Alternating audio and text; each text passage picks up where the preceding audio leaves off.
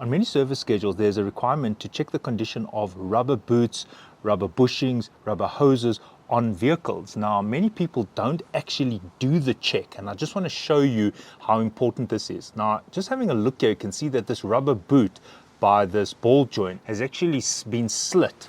So what happened here is somehow this rubber got torn, and there's normally grease inside here, and that grease has dried out, it has been displaced, and I'm sure some sediment has also got in here. And just listen to this control arm.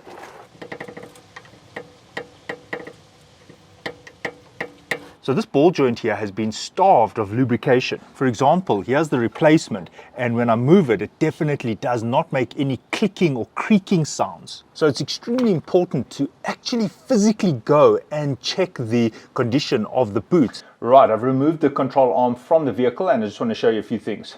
Notice how the ball joint can lift up and down. That is telling me that excessive wear has happened on that ball joint. It should not be able to do this. And it can even move left and right. So a lot of wear and tear has happened inside here because of this rubber being damaged. Notice how loose and flimsy this ball joint is. It is actually becoming dangerous.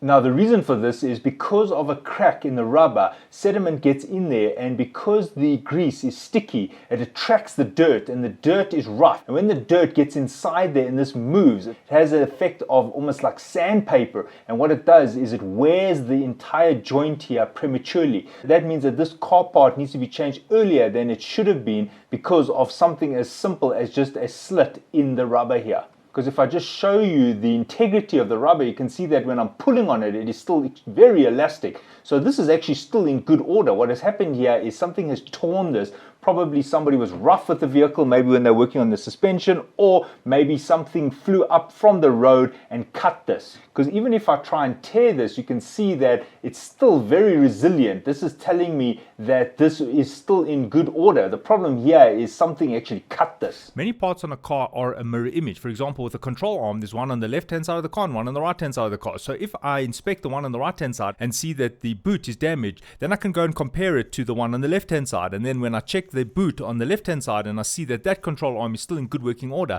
it underscores the point that I've had excessive wear on the one side but not on the other. So it's not really a wear and tear, it's actually something accidental has happened here. Now, this is a boot for a CV joint. The only way to check a boot or the rubber on a vehicle is to actually flex it and stress it. And here you can see I'm doing that, making sure that the boot is still in working order. Now, the same applies to the rubber bushings on a control arm. For example, here I'm flexing it. The only way to do this while it's still on the vehicle is to use a pry bar or to clamp the control arm and try and turn it. And in doing so, inspect the condition of the rubber, and you can see that this is not at the end of life. So what has happened here is because of this side, we have a premature failure. Extremely important to always check the car parts, and unfortunately, the word check can be misleading. People sometimes think they must just look at it, and unfortunately, if you just look at it, you can't tell, say for example, that the rubber is actually starting to tear away from the metal on this side. If I pull on this quite firmly, I can see that the rubber is starting to tear away from the metal here. So this is on its way out, although giving me quite a lot of resistance. So the only way I would have been able to assess that is by putting this under pressure. Then I would have had to have used a pry bar of sorts to move this in order to inspect the bushings when I'm doing my check. Now, you might be wondering, what is the resultant damage if this happens? Well, obviously the ball joint is extremely flexible. That adds quite a bit of extra free play that wears this side. If one control arm is a little bit loose, then you'll find that the other parts of the suspension will eventually wear out quicker. For example, on this particular vehicle, there are two control arms, one lower and one that sits over here. And if this has a lot of free play, then it will wear the other control arm. The tire will also experience excessive wear. Then don't forget that as this is now open, sediment can get in here and it has a sanding effect, and that creates quite a lot of heat. This may even seize, and that could be catastrophic. I'm here at the front of the vehicle, and over here I have the brake line. Now, one of the service requirements is to inspect the hoses, the brake lines. Now, if I look at this, it probably looks okay, but I want to just show you a closer look. Now, here's the hose. Now, one has to inspect the entire hose. Now, the only way that I can see that it's actually damaged is by turning the wheel or by flexing the hose. So what I'm going to do is I'm going to turn the wheel a little bit. I've now turned the front wheel a little bit, and notice the hose has these little cracks in it. And I've even wiped it down to have a better look at these cracks. And you can see that this hose is definitely perishing.